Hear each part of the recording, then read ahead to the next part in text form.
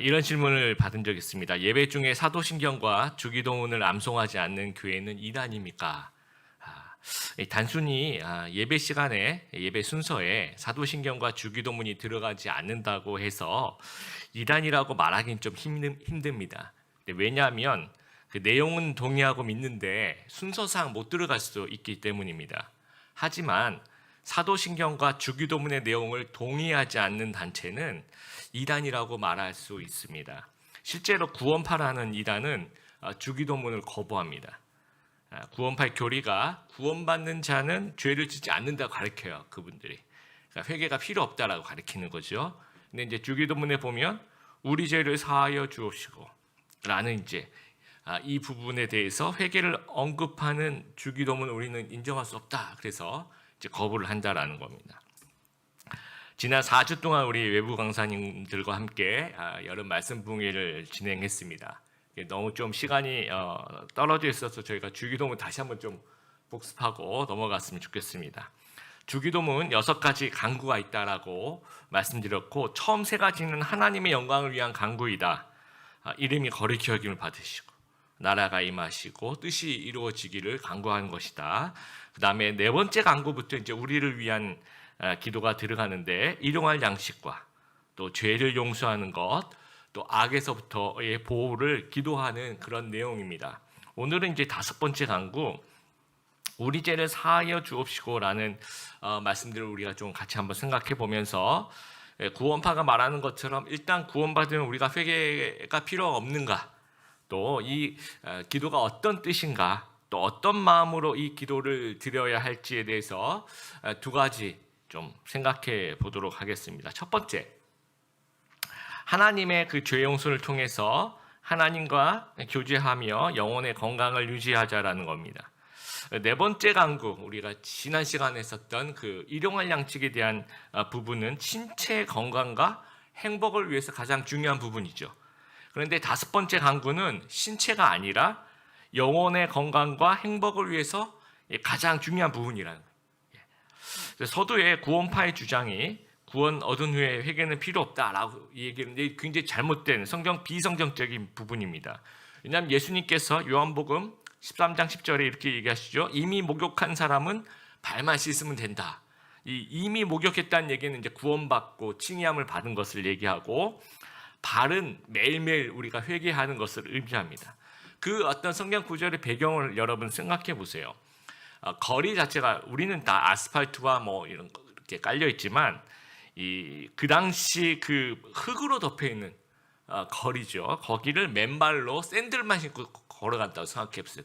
더운 여름에. 그럼 아침에는 아주 깨끗한 발로 집을 나설 것입니다. 그런데 나갔다가 돌아올 때는 발이 완전 엉망일 거예요. 뭐 오만 그 먼지와 그런 것들이 묻어 있을 겁니다. 그러면 청결을 유지하기 위해서 발을 꼭 씻어야 된다라는 거죠. 안 그러면 청결하지 못하게 되는 거죠. 우리 영적 상태도 마찬가지입니다. 우리가 기도하면서 상쾌하게 아침을 시작합니다. 근데 점점 하루를 살면서 점점 영적인 때가 끼는 거죠. 화도 나고 불평도 하고 싸우고 미워하고 또 하나님 불신하고 또 하나님께 불순종하고 또 거짓말하고 또 법을 어기고 이러면서 우리 영혼의 때가 점점 쌓여가는 거죠. 그 때를 씻어야 한다는 것, 그것이 회개라는 겁니다. 죄는 하나님과 교제를 단절시킵니다. 주기도문이 2군데 있다 제가 말씀드렸죠. 누가복음 12장 하나, 또 우리가 이제 계속 본문인 마태복음 6장. 근데 누가를 쓴 사람은 누가 의사죠, 그렇죠? 그리고 마태복음을 쓴 마태는 세리 출신이고, 그래서 의사와 세리의 관점이 조금 들어가요. 성경을 하나님의 감동으로 된 것이지만, 그래서 누가는 이 부분 주기도문 우리 죄를 용서해 주시고 이렇게 죄를 얘기할 때 쓰는 단어가 서로 좀 달라요. 헬라어로 이렇게 죄라고 얘기한 일반적인 하마르티아를 쓰고 있어요. 누가는 이 죄는 도덕적인 의미가 있다라는 거예요. 그러니까 의사로서 이 원인을 얘기하는 가장 일반적인 단어를 쓰고 있습니다. 마태는 이 오페레이마타라고 죄를 빚으로 보고 있어요. 부채로 보고 있다는 거죠. 굉장히 경제적인 용어죠, 그렇죠? 세리이기도 하면서 또 그 당시 유대인들이 가지고 있는 죄의 관념도 이 부채라는 개념을 갖고 있다라는 겁니다. 그러니까 하나님에게 대한 빚을, 그러니까 우리가 죄를 짓는 것이 하나님께 대한 빚을 갖고 있다라고 생각하는 거예요. 여러분, 빚진 자는 떳떳하지 않습니다. 빚을 못 갚으면 채무자를 떳떳하게 볼 수가 없습니다. 에덴 동산에서 아담과 하와는 죄를 지은 후에 하나님을 피해서 이제 숨었다라는 겁니다. 근데 죄를 용서받는 것은 하나님과의 관계의 맺음을 의미해요. 예수님께서 이 땅에 오신 목적이 십자가에서 우리 죄를 용서하시는 것은 끝나는 것이 아닙니다. 하나님과의 사귐을 시작하고 관계가 회복되는 것을 의미하는 거예요. 그래서 예수님의 십자가 사역으로 인해서 지성소의 휘장이 찢어져서 제거가 됩니다. 그러니까 어떠한 장벽 없이 하나님과 교제 안으로 들어가는 것입니다. 1982년에 노벨 문학상을 수상한 콜롬비아의 그 가브리엘 마르케스라는 작가가 있어요. 그 작가가 쓴 소설 중에 콜레라 시대의 사랑이라는 작품이 있는데 뭐 이런 내용이 좀 있습니다. 그러니까 욕실에 부부가 사는데 욕실에 이제 수건이라든지 화장지라든지 비누라든지 이런 집안을 정돈하는 그 부부는 이제 아내의 몫이었대요. 그런데 그 아내가 깜빡 잊고 이 비누를 꺼내 놓는 것을 이제 잊었다는 거죠. 근데 이제 그냥 넘어가면 되는데 이제 남편이 이제 그래가지고 집요하게 뭐 농담을 했는지 아니면 뭐 화를 냈는지 내가 뭐 비누 없이 목욕한 지 일주일이 되었고 하면서 이제 계속 이제 아내를 놀린 겁니다. 근데 아내는 또 자존심이 이제 세니까 이 비누를 내가 분명히 놔뒀는데 이게 왜 없어졌지 하면서 계속 이제 부인하면서 자존심이 서로 이제 상하는 일들이 벌어진 거죠. 그러니까 이제 서로가 미안하다, 아이 그래 미안해, 이제 용서해줘, 이런 한마디만 서로 이렇게 하면 그냥 넘어갈 일인데 어느 쪽도 이제 그렇게 말하지 않은 겁니다. 그래서 그 후에 7개월 동안 이 부부는 잠도 다른 방에서 자고 밥도 말없이 먹고 이런 혹시 우리 드림의교회 성도님들 우리 가정 속 이런 분은 없으시죠, 그렇죠? 우리가 이런 분들은 이제 전문용어로 뭐라고 얘기합니까? 쇼윈도 부부, 쇼윈도 커플이라고 얘기를 하죠. 지옥 같은 생활이에요. 겉으로는 부부지만 이제 관계 자체가 없는 겁니다. 어떤 친밀함이 전혀 없는 거죠. 그래서 우리가 죄가 없는 이 신앙 고백은 신앙생활, 죄 고백이 없는 신앙생활은 이 쇼윈도 커플과 같다라는 거예요. 겉으로는 잘 지내는 것 같아요. 근데 영적으로는 아주 위험하다라는 거예요. 그러면서 이제 착각을 하는 거죠. 나는 그냥 뭐 잘 지내고 있는 신자야라고. 근데 영적으로 굉장히 민감하지 못하는 겁니다. 속으로 이게 영적인 부패가 진행되고 있는 것입니다. 유대인들의 지혜가 담긴 탈무드에 보면 이런 이야기가 있습니다. 두 명이 굴뚝 청소를 하는 거예요. 근데 그 둘 중에 이제 굴뚝 청소를 마치고 내려왔는데 이제 얼굴에 한 명은 이제 이 까만 게 묻었어요. 검댕이 묻었어요. 그리고 나머지 한 명은 얼굴에 검댕이 안 묻은 거죠. 이때 이제 탈무드가 질문을 합니다. 그럼 이 둘 중에 누가 굴뚝 청소를 마치고 와서 세수를 하겠느냐라고 물어보는 거죠. 그래서 우리는 당연히 얼굴에 검댕이 묻은 사람이 세수를 할 것이고 안 묻은 사람은 안 묻었으니까 안 할 것이다라고 생각을 하는 거죠. 근데 탈무드가 얘기하는 정답은 이제 그게 아니라는 거죠. 검댕이 얼굴에 안 묻은 사람이 세수를 한다라는 거예요. 왜? 이렇게 보니까 상대방이 검댕이 얼굴에 묻어 있더라는 거죠. 그러면 내 얼굴도 묻어 있겠구나 하고 생각하면서 세수를 하더라는 거죠. 그럼 실제로 얼굴에 검댕이 묻은 사람은 세수를 안 한다라는 거예요. 나 괜찮구나. 이게 죄가 이런 거라는 거죠. 내가 죄가 있음으로 하나님과 단절이 되어 있는데도 불구하고 괜찮다라고 생각하는 거예요. 그렇죠. 그래서 영적인 세수를 안 하는 거죠. 이게 영적인 무지라고 얘기합니다. 이게 이제 계속 악순환이 되는 거예요. 그러면 이게 어느 선에서 고리를 끊지 않으면 계속해서 그 영적인 무감각과 무지가 길어지게 되는 거예요. 아주 익숙해지게 됩니다. 제가 이제 신병훈련소 갔을 때 신병훈련소 가면 이제 가지고 온 모든 소지품을 다 걷어가지고 옷도 다 이제 벗어서 이제 따로 이제 이렇게 해놓고 군대에서 이제 새로운 물품을 지급합니다. 머리끝에서 발끝까지 양말, 신발, 옷 전부 다. 그런데 이제 제가 갔을 무렵에는 다 줬는데 두 가지를 안 줬어요. 두 가지. 뭐냐, 칫솔하고 치약을 안 주더라고요. 근데 저만 못 받은 게 아니라 같이 그 입소했던 한 500명 정도 되는 동기들 전원 다. 그게 이제 어느 정도 지속됐냐면 한 일주일 정도. 예, 무슨 일이 있었는지 모르겠습니다. 뭐 하여튼 뭐 착오가 있었겠죠. 그래서 우리는 뭐 다 빼앗기고 그다음에 주는 걸로 쓰는데 칫솔하고 치약을 안 주니까 어쩔 수 없이 일주일을 양치질을 못한 거죠. 예. 근데 이제 여러분 이제 우리 이제 마스크 쓰고 있으니까 이제 걷다 보면 우리의 입 냄새가 좀 이렇게 조금 더 잘 들어오잖아요, 그렇죠? 그러면 이제 혹시나 이제 자가격리 하시는 분 일주일 동안 한번 이빨 안 닦아 한번 보십시오. 참고로 처음에는 이게 냄새가 엄청 많이 나요. 되게 불편하고 그 다음에 이제 며칠 지나면 여러분 그 혀로 이빨 이렇게 만지면 지금 한번 해보세요. 맨질맨질하죠. 근데 이제 한 일주일씩 이 칫솔질을 안 하면 이게 아주 딱딱하고 거칠어요.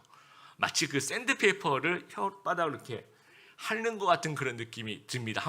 근데 나중에 이 귀한 사실, 제가 이 평생에 못 잊을 귀한 사실을 발견했는데 한 이틀인가 3일 이렇게 지나니까 냄새가 하나도 안 나요.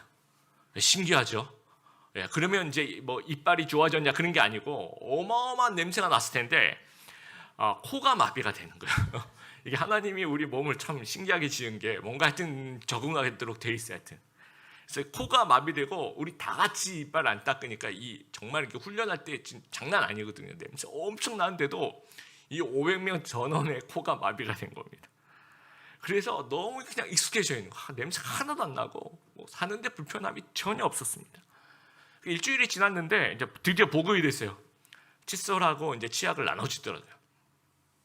그래서 이제 이것도 왜 구체하게 나눠주나 하면서 이제 그때 이제 칫솔질을 하고 나서야 이 개운함. 그래. 이래서 사람들이 양치를 하는구나. 이게 정상이구나를 그때에 대해서 이제 깨닫게 되는 거예요. 그 전에 너무 이렇게 익숙해진 겁니다. 여러분, 죄를 안 짓는 것이 건강한 것일까요? 이거 불가능합니다. 우리가 죄를 안 짓는 거 불가능하기 때문에 건강을 얘기할 수조차가 없습니다. 그럼 어떤 것이 건강하냐면 죄를 고백하는 것이 건강한 것이라는 거예요. 이 죄 고백이 없으면 우리 양심이 마비가 돼요. 그래서 이제 죄에 아주 둔감하게 됩니다. 그래서 나는 아주 괜찮다라고 착각을 하는 거예요. 그러면서 하나님에 대한 관심이 점점 없어져요. 그 예배 드릴 때 감동이 없어요. 막 예배 드릴 때 막 졸리고, 그다음에 기도하려고 눈 감으면 굉장히 졸리는 거예요, 막. 그리고 이 무감각에 익숙해지는 겁니다. 이게 이제 계속 악순환이 되는 거죠. 그래서 하나님과 친밀한 교제 없이 살아가는 불쌍한 인생이 되는 거예요. 근데 우리가 죄를 고백함으로써 우리는 비로소 하나님과 관련 있는 사람이 되는 거예요. 우리 같이 한번 큰 소리로 따라하겠습니다. 죄를 고백함으로써 우리는 비로소 하나님과 관련 있는 사람이 된다. 이 죄인된 내 모습 그대로 하나님께 나오는 거예요. 그래서 용서와 은혜를 체험하는 겁니다. 진정한 예배 안으로 들어가는 거죠. 그래서 하나님을 향한 더 깊은 사랑으로 들어가고 더 깊은 친밀함으로 들어가게 된다라는 거예요. 오늘 귀한 우리 드림의 교회 성도 여러분, 우리 주기도문 우리가 드리면서 또 이런 기도를 하나님께 드리면서 날마다 우리 하나님께 죄를 고백하고 죄 용서받는 그런 성도가 되시길 바랍니다. 그래서 하나님과 친밀하게 교제하는 그런 축복을 누리시는 건강한 우리 성도님들 다 되시길 바랍니다. 두 번째, 하나님의 용서와 은혜를 통해서 우리도 타인을 용서하자라는 거예요. 자, 하나님께 죄 용서받는 것을 우리가 이해합니다. 근데 12절 앞부분에 우리에게 잘못한 사람을 우리가 용서해 준 것처럼, 또 14절 15절 보세요. 만일 너희가 다른 사람의 잘못을 용서하면 하늘에 계신 너희 아버지께서도 너희 죄를 용서해 주실 것이다. 15절 만일 다른 사람을 용서하지 않는다면 너희 아버지께서도 너희의 잘못을 용서하지 않으실 것이다. 자, 이 12절의 앞부분하고 14, 15절은 무슨 뜻인가라는 거죠. 내가 먼저 용서해야지 하나님의 죄 사함을 받을 수 있는 것인가 라고 얘기하는 건지, 아니면 내가 용서를 안 해요. 그러면 하나님께도 용서를 못 받는다라는 얘기를 하는 것인가. 우리가 좀 신학적으로 생각을 해보면 죄 용서에 어떤 조건이 붙지가 않습니다. 이건 무조건적인 용서라는 거예요. 예수님께 십자가에 달리시면서 여러분 한 사람한테 너 네 친구 죄 용서했냐? 아니면 나 십자가에 안 달릴 거야? 이렇게 얘기 안 하신다라는 거죠. 그냥 무조건적으로 십자가에 달려서 우리 죄를 용서하시는 거죠. 또 우리 누가복음 15장에 나오는 탕자 이야기 있죠. 아버지가 이제 탕자를 다 보면서 탕자 이렇게 끌어안기 전에 야 탕자야 너 네 친구 죄 용서했니? 아 그럼 나도 널 용서할게 라고 안 물어봤다라는 거예요. 그냥 일단은 덮어놓고 용서해 주시는 것이 하나님께서 우리에게 주시는 그런 용서라는 거죠. 그러면 이게 무슨 말이냐면 여러분 이 12절을 보면서 이 죄를 용서하는 두 가지 주체와 대상이 있어요. 이걸 좀 우리가 이해를 해야 됩니다. 그러니까 누가 누구에게 죄를 사하여 주는지에 대한 두 가지가 있다, 두 가지 차원이 있다라는 겁니다. 보세요, 12절 보세요.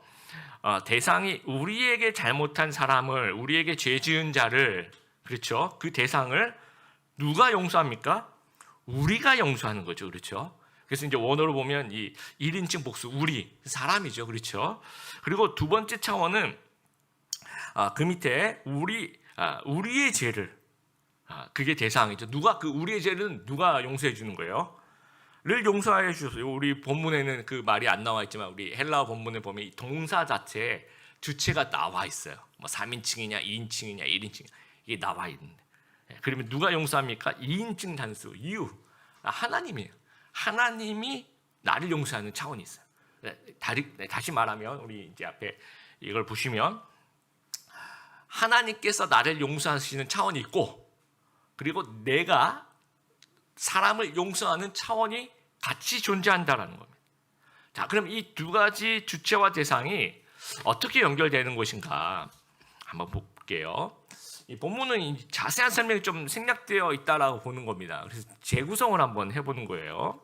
번호를 한번 매겨놨는데 한번 순서대로 여러분 보시면서 PPT를 보시면서 한번 생각해 보길 바랍니다. 첫 번째, 하나님께서 엄청난 은혜로 이제 나를 용서해 주시는 거예요.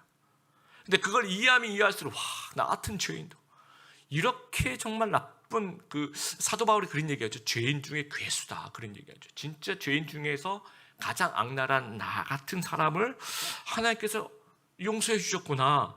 엄청난 은혜구나를 먼저 깨닫는 거예요. 그래서 이 굉장히 엄청나네 라고 깨닫게 되다 보니까 그래 누군가 나에게 좀 잘못했어. 근데 하나님께서 나를 용서하신 거에 비하면 이건 진짜 아무것도 아니야. 그래서 나도 그 하나님을 닮아서 나에게 잘못한 타인을 용서하는 그 두 번째 이라고 써 있죠, 그렇죠? 그리고 난 다음에 3번으로 넘어갑니다. 하나님께 우리가 다시 나아가는 거예요. 그래서 이렇게 얘기하는 겁니다. 하나님, 내가 하나님의 은혜를 내가 깨달았어요. 그래서 나도 다른 사람을 용서할 수 있는 사람이 되었어요. 그런데 내가 또 하나님께 죄를 지었어요. 그러니까 내가 이해한 그 용서의 은혜를 하나님 다시 한번 나에게 주세요. 라고 이제 3번으로 다시 올라가는 겁니다. 그러면서 이 용서의 선순환이 1, 2, 3으로 계속 이어지는 거죠. 근데 우리 본문에는 그 1번이 좀 생략되어 있다고 보면 돼요. 그래서 하나님 저는 타인을 용서했는데 하나님 저를 용서해 주세요 라고 보이는 거예요. 무슨 조건을 다는 것처럼 보이는 거죠. 그런 건 아니라는 겁니다. 예. 그래서 그러나 여러분 보세요. 2번. 그러니까 2번이 되기 위해서는 1번을 이해해야 되는 거죠. 그러니까 하나님의 엄청난 은혜로 내가 용서받았다는 것을 이해하면 나도 타인을 용서할 수 있다라는 거예요. 근데 하나님이 나를 정말 엄청난 은혜로 용서하셨다는 사실을 잘 못 깨닫는 거예요. 나는 잘하는 사람이, 나는 뭐 당연히 난 구원받는 사람이라고 생각하는 거죠. 그러면 타인에 대해서 용서가 안 된다라는 겁니다. 그래서 우리가 혹시나 2번 내가 타인을 용서하는 것이 전혀 안 된다 그러면 혹시나 하나님의 은혜를 우리가 경험하지 못했다라는 뜻이 되는 거예요. 우리는 엉터리 신자일 수도 있다라는 거죠. 굉장히 얌체가 될 수 있다라는 겁니다. 너희 이렇게 얌체로 살아간다면 죄 용서를 기대하지 말라라는 거예요. 존 스타트는 이렇게 이제 설명을 합니다. 신자의 참된 뉘우침의 주된 증거 가운데 하나는 용서하는 정신이다. 우리가 하나님께 범한 극악한 죄, 거기에 비하면 사람들이 우리에게 짓는 죄는 극히 사소하다. 우리가 용서하지 않는다면 그것은 하나님의 용서를 경험하지 않았다라는 증거다라는 거죠. 그래서 우리가 타인을 용서해야 그 다음에 하나님이 우리를 용서하신다는 말이 아니라 우리가 하나님의 용서의 은혜를 이해했다면 이제는 우리도 타인을 용서해야 된다. 또는 이제 우리도 타인을 용서하자라는 그런 뜻이라는 거예요. 그래서 어거스틴과 또 많은 이제 학자들은 이 주기도문의 5번째 강구를 이제 끔찍한 기도라고 얘기해요. 여러분 그 하나님께 용서받는 거 너무 좋죠. 생각만 해도 너무 감격스럽고 좋아요. 그런데 내가 용서하는 것은 너무 힘들고 싫어요. 그렇지 않습니까? 너무 힘들어요. 왜냐하면 우리 몸속에 우리 죄인들의 몸에 이 복수의 시스템이 흐르고 있어요. 자연스럽게. 사우디아라비아 리와드라는 곳의 그 외곽 지역, 그 메마른 황야의 동굴 바이틈에 사는 비비 원숭이들이 있어요. 2000년 신문에 보도된 내용입니다. 한 지역 주민이 운전을 하면서 이 실수였던 것 같아요. 도로변에 이제 비비 원숭이 한 마리를 치어서 이제 죽인 거죠. 그리고 난 다음에 내려서 이렇게 보고 이게 뭐지? 그랬구나 하면서 이제 그냥 갖다 놔는 겁니다. 뭐 굉장히 인적이 드문 곳이기도 하고. 그런데 이제 이 사람이 이제 일을 보러 나갔다가 사흘 뒤에 다시 그 길로 돌아갔대요. 그 차로 다시 이렇게 그 지점을 이렇게 돌아오는데 그 사람의 차를 알아본 비비 원숭이 무리 중에 한 명이 날카로운 소리를 막 신호를 막 주는 거예요. 그랬더니 기다렸다는 듯이 그 비비 원숭이들이 돌멩이 하나씩 들고 그 차를 향해서 이제 집어 던진 겁니다. 돌멩이 세례를. 그래서 그 앞 유리창 다 깨지고 거의 죽다가 다시 살아났대요. 그 운전자가. 그 신문에 실린 겁니다. 그래서 이제 많은 학자들이 우리 영장류의 몸속에는 이 복수의 시스템이 깔려 있다라고 그렇게 생각을 해요. 우리도 그렇지 않습니까? 우리의 그 능력, 우리의 기억력, 우리의 판단력, 우리의 추리력을 모두 동원해서 어디에 사용합니까? 주로 용서하는 데 사용합니까? 아니면 복수하는 데 사용해요? 복수하는 데 사용하고 싶은 것이 저와 우리 모든 사람들의 동일한 이런 연약함이 아닌가 생각이 돼요. 이 용서라는 주제를 가장 잘 다룬 책 중에 하나가 이 박철수 목사님 쓰신 그 제목인 용서라는 책입니다. 굉장히 좋은 책 추천하고 싶습니다. 거기에 이제 보면 마태복음 12장 우리가 6장 12절이죠. 오늘 본문을 삶으로 가장 잘 설명한 이제 크리스천의 모습이 등장해요. 2006년 10월 2일 미국 필라델피아에 32살 찰스 로버트라는 사람이 살고 있었습니다. 그 사람은 이제 아미시 마을의 그 우유 배달부인데요. 그 아미시 마을 제가 전에도 한번 말씀드린 적이 있는데 종교개혁한 그 개신교의 한 분파입니다. 근데 이제 그 공동체 생활해요. 현대 문명을 거부하는 사람들이 뭐 전기, 뭐 자동차 안 탑니다. 뭐 집에 전기도 없어요. 스마트폰도 안 해요. 그 옛날 복장 입고 마차 타고 지내면서 공동체 생활하면서 철저하게 했던 말씀대로 철저하게 하나님 말씀 순종하려 노력하는 그런 어떤 공동체 중에 하나입니다. 그런데 이 찰스 로버트라는 사람이 9년 전에 자기 딸이 태어나자마자 앨리스라는 이름을 지은 딸이 태어나자마자 20분 만에 죽어요. 이제 거기에 대해서 하나님께 이제 분노가 생기는 거. 하나님이 계시다면 왜 내 딸을 데려가셨냐고 그걸 이제 9년 동안 이제 분풀이할 대상을 찾고 있었던 거죠. 그래서 하나님께 어떻게 하면 복수할까 생각하는데 본인이 이제 아미시 마을에 우유 배달을 하다 보니까 이 아미시 공동체 사람들이 하나님을 굉장히 열심히 믿고 있더라. 그럼 이 사람들 내가 죽여버리면 하나님께 내가 좀 분풀을 좀 할 수 있겠구나라고 생각했던 것 같아요. 그래서 네켈마인스라는 곳에서 그 아미시 마을에 그 우유 배달한 들어가니까 이제 그냥 자연스럽게 들어가는 거죠. 그래서 한 교실에 그냥 무턱대고 들어가요. 총을 들고. 그래서 그 10명의 그 소녀들을 쫙 이렇게 인질같이 이렇게 붙잡아놓고 그 중에 5명을 총으로 쏴서 죽입니다. 그리고 나머지 5명이 총에 맞았는데 중상을 입어요. 그리고 범인은 그 자리에 스스로 목숨을 끊게 됩니다. 근데 미국 사회에게 굉장히 큰 충격을 왜 우리는 계속 이런 총기 사고 또 무고한 사람을 쏴서 죽이는 그런 총기 사고가 계속 일어나는 것인가라고 하는 어떤 충격도 있었고 또 하나의 충격이 이 피해자 아미시 사람들의 태도였던 거예요. 이 아미시 피해자들, 이 피해자가 5명이 죽었는데 그렇죠. 이 학부모들이 있죠. 또 그 공동체 생활을 하니까 이 마을 주민 다 가족 같은 사람들. 이 어떤 피해자 가족과 마을 주민들이 나서서 이 범인을 용서하는 거예요. 그리고 이제 범인은 이미 죽었지만 이 범인의 가족들 있잖아요. 그 가족들에게 찾아가서 용서를 하고 우리는 진짜 이 사람들 정말 용서하고 사랑한다라고 성명서를 발표하는 거예요. 그리고 말만 그렇게 하는 것이 아니라 이 범인이 장례식이 열렸는데 그때 75명이 참석했대요. 그 중에 절반이 아미시 사람들이 참석해서 끝나고 그 가족들 손을 잡아줬다라는. 그게 충격이죠, 미국 사회. 그리고 미국 전역에서 이 아미시 마을에 이 후원금을 보내줬대요. 이 슬픔을 좀 한번 극복해야라는 좋은 마음으로. 근데 그 후원금, 그 기부금을 이 피해자뿐만 가족들뿐만 아니라 이 가해자 가족들한테도 나눠주는 거예요. 이 아미시 사람들이. 예. 그래서 도대체 당신들은 어떻게 이럴 수 있느냐라고 물어봅니다. 일단 그 중에 한 명이 뭐라고 대답했냐면요. 우리는 날마다 주기도문으로 기도를 드리고 있다라는 거예요. 굉장히 충격적이지 않습니까? 우리도 주기도문으로 기도를 드리고 있잖아요. 이 사람들은 진심으로 이 기도를 드리고 있는 거예요. 우리에게 잘못한 사람을 우리가 용서해 준 것처럼 우리 죄를 용서해 주시옵소서라고 진심으로 기도하고 있다라는 거죠. 여러분 이 상황과 좀 비슷한 그 어떤 실제 상황은 아닌데요. 영화의 이런 부분 제가 떠올랐어요. 이창동 감독이 2007년 개봉했던 그 밀양이라는 영화 있죠. 전도연 씨 나오는. 근데 이 영화지만 이 아미시 상황과 이 앞부분이 좀 비슷해요. 근데 이 결론이 좀 달라요. 이 여주인공 이 전도연 씨, 이 영화를 이제 칸 영화제 여우주연상을 받죠. 아들이 그 영화 중에서 그 아들이 이제 유괴가 돼요. 그리고 살해가 됩니다. 그리고 살해범 잡아요. 그래서 교도소 감옥에 가게 됩니다. 근데 너무 이제 그 자기 아들이 죽은 것에 대해서 마음이 아파서 교회에 가서 이제 위로를 받아요. 막 교회 막 부흥회 열린 데 가서 울고 막 그러면서 이제 위로를 받고 막 교회에 열심히 하는 거죠. 뭐 성경 공부도 열심히 하고 그러다가 이제 어느 날 갑자기 내가 살해범을 용서하러 가야 되겠다라고 이제 감옥에 면회를 가요.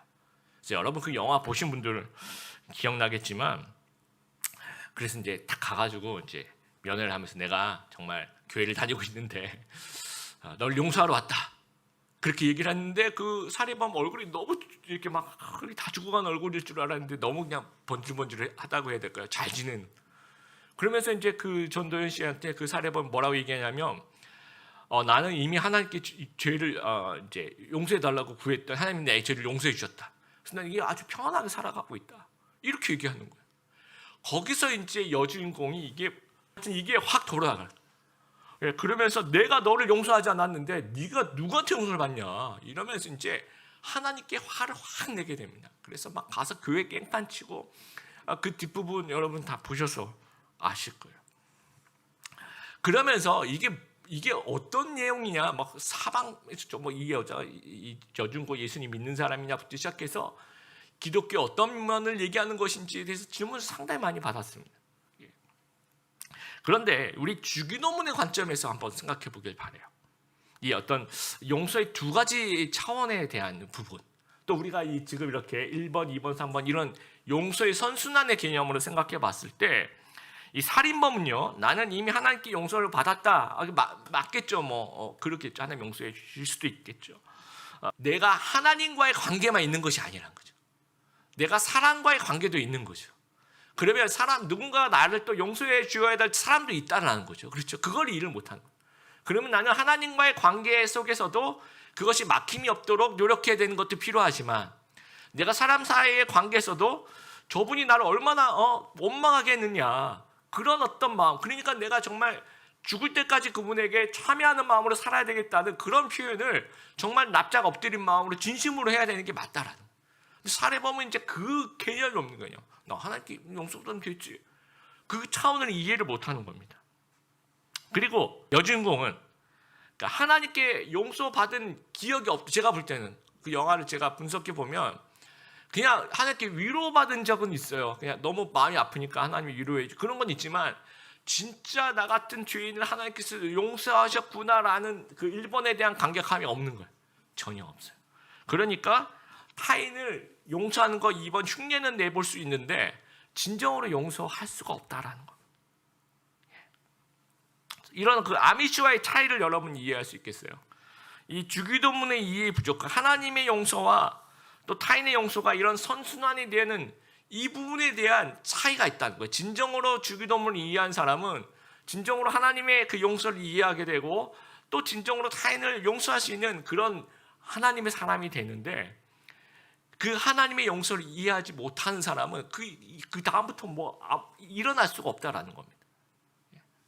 그래서 여러분, 우리 주기도문을 정말 형식적으로 암송하는 사람과 진짜 마음에 새기고 기도하는 사람은 이런 차이를 보일 수밖에 없다라는 것 좀 기억하게 되길 바라요. 그래서 우리 스스로에게 한번 물어보길 바라요. 이 시간에 나는 진짠가?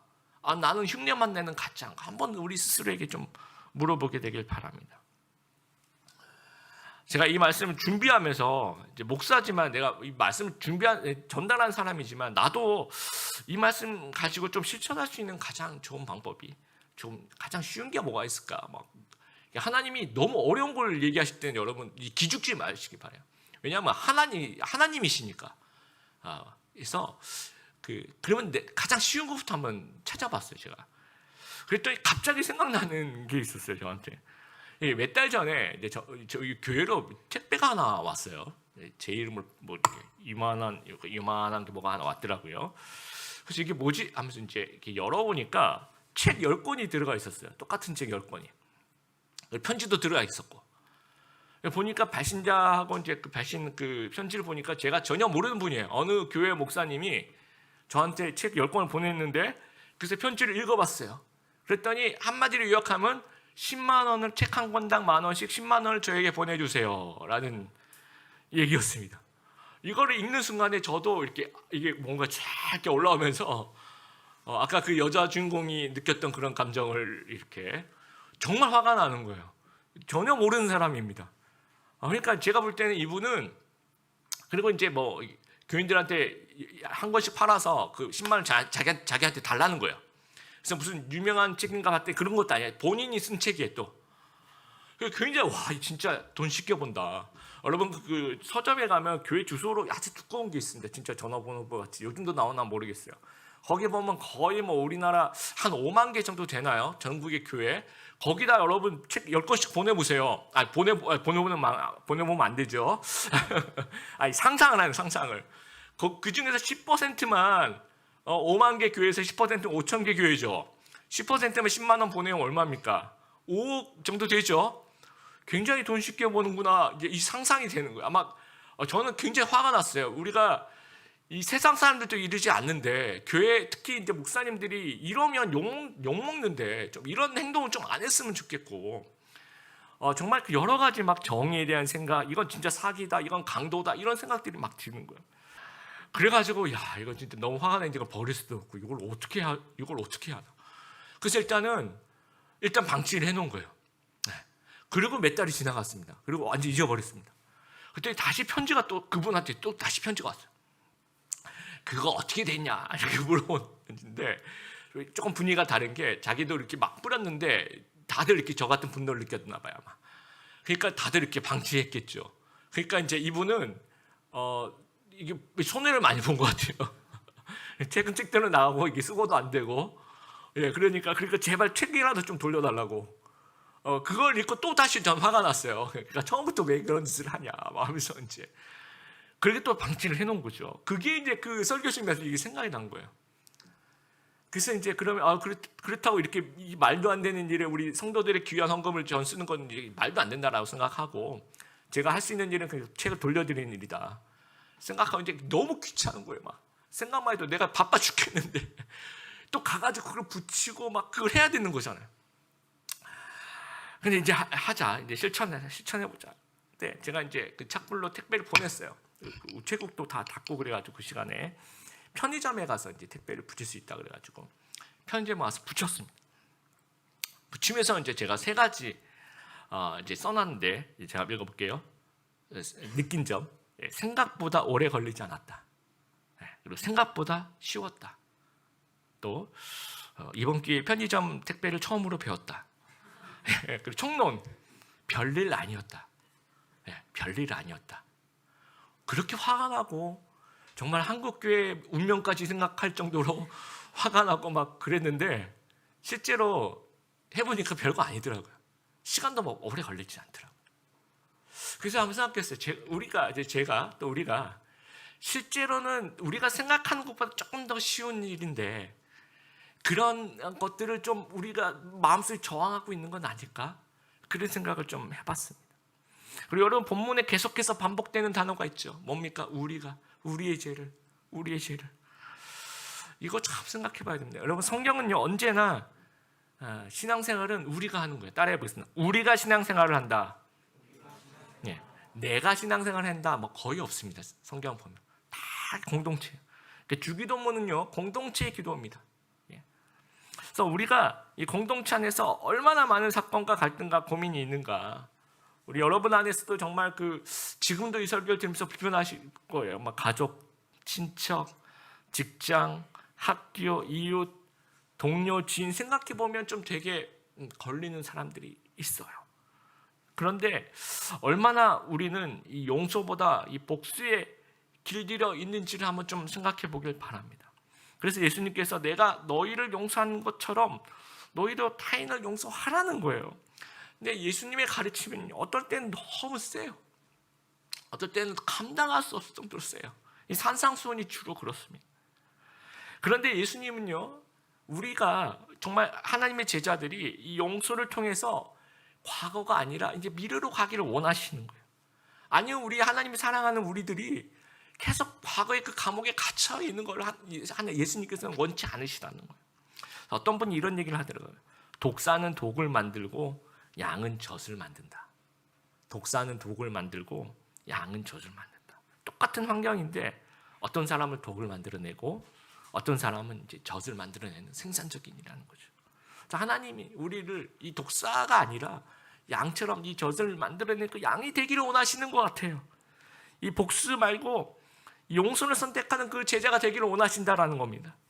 70번씩 7번이라도 용서하는 정말 안 되지만 이게 정말 힘들지만 그렇게 한번 해보라고, 그렇게 흉내라도 좀 내보고 가장 쉬운 것부터 좀 해보라고 그렇게 권면하시는 그런 마음이라고 생각합니다. 그래서 유진 피러슨의 메시지 성경에 이 6장 12절 이렇게 써 있습니다. 다 같이 한번 읽어보겠습니다. 시작. 아버지께서 용서받은 우리가 다른 사람들을 용서하게 하소서. 정말 우리가 괜찮은 사람이라고 착각하지 말게 되길 바랍니다. 하나님께 먼저 우리가 죄 용서를 받고 존귀하신 그 예수님과 그 친밀한 관계 안으로 들어가는 그런 우리가 되었으면 좋겠습니다. 그리고 그 사랑을 가지고 타인을 용서하는 예수님의 제자가 다 되길 바랍니다. 가장 쉬운 것부터 한번 실천해 보길 바랍니다. 그리고 이것이 성공했다고, 타인에 대한 용서를 했다고 해서 이것이 그래 내가 괜찮은 사람, 이렇게 나의 의로움을 자랑하는 기회가 되어서는 절대로 안 되는 거예요. 어디서부터 시작합니까? 내가 철저하게 정말 죄인 중에 괴수다라고 거기서부터 시작하는 거예요. 그래서 하나님 나를 용서해 주신 그 은혜가 너무 감격스럽구나. 나 같은 죄인을 살리신 그 하나님의 은혜의 모든 초점이 모여지는 귀한 용서의 사람 다 되시기를 주님의 이름으로 축복합니다.